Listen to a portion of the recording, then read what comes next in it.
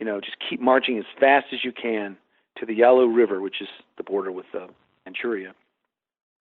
And so General Smith has to thread a needle. He has to be very careful. He doesn't want to be he doesn't want to disobey orders. He doesn't want to be convicted of insubordination or court-martialed. But he does realize that there's a battle that's about to happen, and so he slows down deliberately. Precautions that MacArthur doesn't understand, like building airfields up there and building enormous supply depots, and basically girding his loins for a battle that he sees coming, and seemingly he's the only one who sees it coming. So it's an interesting study in leadership. How do you as a lower level general who's in possession of the facts on the ground, how do you negotiate this complicated situation where your superiors are telling you something radically different from what you are observing on the ground? Right. How did he thread that needle? Because that is, I think, arguably a much more common situation for a general or an officer in different situations than somebody who is in a chain of command where everyone is responding rationally to the facts, especially in, tin pot dictatorships where a military can sometimes be intentionally kept weak because you don't want a military coup. And the leader of the military might then declare himself president. So there's politicized elements to the military as well. So I could see this scenario playing out over and over and over again. So I'm curious, how did he initially thread this needle of reacting to the facts that are in front of him, yet also maintaining the polite fiction that's being maintained at the top? Well, that is really what is so remarkable about General Smith. He his discretion, his tact. He was a guy who clearly seemed to know how to pick his battles, and was very careful in his language. He did write some very pointed and very eloquent letters to the command structure within the Marine Corps, particularly to the Commandant of the Marines, a letter that basically laid out the situation as he saw it. Like, here I am between a rock and a hard place, and there's, I see a battle coming. They don't seem to, understand what we're about to experience here. Basically wanting someone within the command structure to know the predicament that he was in. The other thing he did is just, not so much to violate orders from above, but just to slow down. They're going to keep going north, but they're going much more cautiously than MacArthur seemed to want. And this was very frustrating to MacArthur, but they were slowing down. They were, heading up into these mountains that had twisting, narrow, hairpin turns, and it's just ambush country, classic ambush country. And instead of just storming up that road, he slowed down and he put out patrols on the flanks, and he sent men up to the ridge lines. And that kind of leapfrogging is very slow and deliberate and cautious. And so these were some of the things that he did and some of the decisions he made. The airfield that I mentioned earlier was a huge decision that he made that saving lots of lives, because he knew there were going to be casualties. There was going to be a battle. And of course, a lot of those casualties ended up being weather casualties because it was so cold. So many men died of exposure or were seriously injured by frostbite in this battle. So these are some of the kinds of precautions that Smith undertook, and somehow managed to do it without getting himself fired in the process. And I think it's just a fascinating study in leadership to figure out how he did that. And even after the battle, he was very careful and very tactful in the way he described it. He was a very modest guy. He didn't take credit himself for any of this. And for all these reasons, within the Marine Corps, General Smith is revered as, just this, this great general, yes, but also seemingly exactly the right temperament for the situation that the Marines encountered.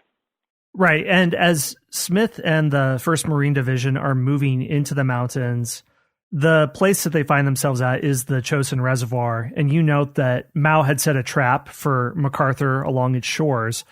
Was Mao expecting this quick dash there without the adequate supply chain and airfields?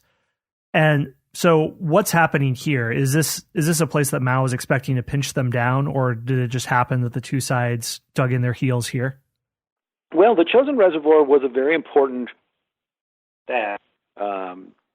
installation. It was a man-made lake. It had been built by the Japanese during the Japanese occupation of Korea, but during World War II or prior to World War II. And the Chinese had signaled for weeks that this was an important installation that they would protect because it generated a lot of power that fed deep into these networks in Manchuria. They needed this power. They depended on it for electricity, for some manufacturing that they had, and so it was an important place that they wanted to protect. That's the first thing. The second thing is I think that it was perfect terrain for an encirclement. Mao's army did not use the roads at all. They didn't have vehicles. They were a foot army, and so they came across the mountains and were able to completely encircle this Chosin Reservoir country without being spotted very much. Obviously, some had been captured, and we knew they were there, but they hid up in the mountains, and they were really good at this kind of movement. This was one of the great strengths of their army, was that they were not dependent upon the roads, and they were really good at moving at night, undetected. They had suppleness of movement and the element of surprise, and these were some of the strengths that they hoped to rely on as they encircled this lake. The other factor is that there was really only one main road in this part of North Korea, so there was no doubt where the Marines were going to be as they came north. They were going to be using this one road that led to Hagaru, a village on the shores of the lake. So in some ways, all those vehicles that made us, on paper, such a superior army, actually could be seen as a vulnerability because we were tied to the roads. We were almost enslaved by the roads. We had to go that one route.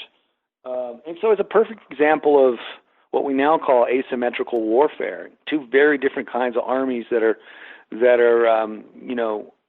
coming into place and sizing each other up for their various strengths and weaknesses. And that's kind of the eve of the battle as we move into November of 1950.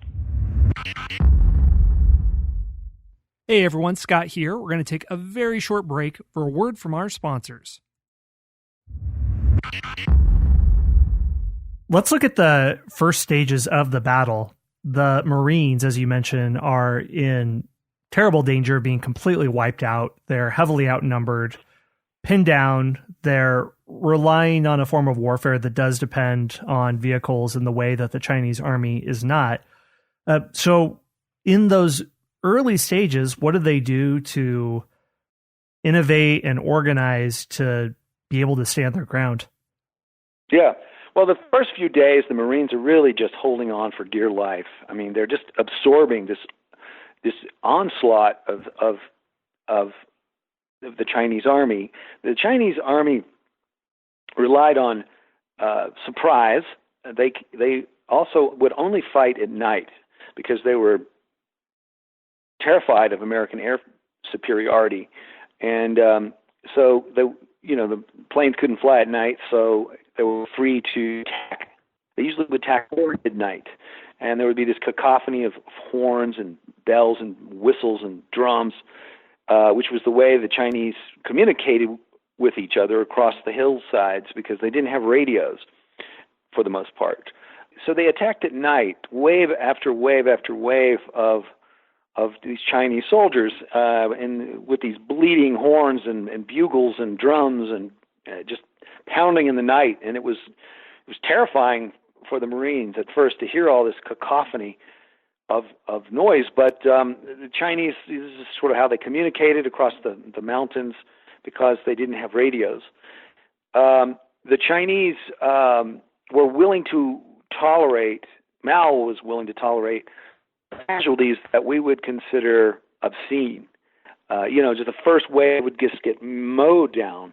And the second wave would come and pick up the rifles and other weapons of that first wave.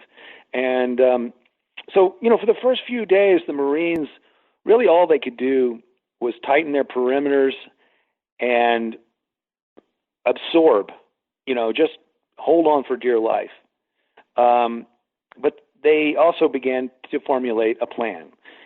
First of all, they realized they weren't going north anymore. That was a fiction. They're not going to march to the Yalu. The war is not over by Christmas. All that optimism from a few days ago coming from MacArthur's office, that's all over. What they got to do now is bring all the Marines together into one location and create kind of like a citadel, a bastion, a stronghold that they can hold as they plan a breakout, a march back down the mountains to the sea, where an enormous evacuation was being planned on the order of Dunkirk. So for those first few days, they brought these various scattered elements, bringing these enclaves, merging them into one big enclave, which is Hagaru, which is where the airfield was. And this is where General Smith's headquarters was. So that was stage one. Bring all the troops together like a chicken who brings her chicks all together into one location. And then phase two, plan an organized and well choreographed breakout fighting march to the sea. Well, how do soldiers improvise as the initial wave wears off and they have to figure out how to kind of blast their way out of this trap that they've fallen into? Well, one of the ways they improvise is, really has to do with the weather. Very seldom in our history have we had sustained hostilities going on in weather like this, because by this point it was 30 below zero and weapons weren't firing properly, and men were freezing, and they, it was just like, the batteries were dying quickly. Everything slowed down. And they had to build this airfield that I mentioned earlier, and they had to dig into this essentially almost like permafrost. By this point, it was frozen solid, and the engineers are out there scraping the soil and welding all these teeth onto these bulldozer pans to scrape at the frozen soil and to create an airfield in the middle of a wilderness, in a place where no airfield would normally be. And they're doing this while fighting a battle. The Marine engineers are working bulldozers, occasionally picking up their rifle and firing. It is extraordinary how much of this battle becomes a story of the engineers who have to improvise solutions and make things work in these extreme weather conditions. They would keep the vehicles running all night, because if they ever turned the engine off, they were terrified that they wouldn't be able to get them to start again. They became tied to their vehicles. I mean, the vehicles essentially kept them warm. You see these pictures of men leaning against jeeps and tanks, and just trying to get any kind of warmth they could from their own vehicles. But the vehicles also were, a source of danger, because the Chinese knew where they were. They were in those vehicles. So anyone who was driving a jeep or an ambulance was a target, and most of the drivers got shot. So anyway, it's an unusual battlefield scenario by any means, whether you're talking about the terrain, the weather, fighting on the shores of a now completely frozen lake, with one road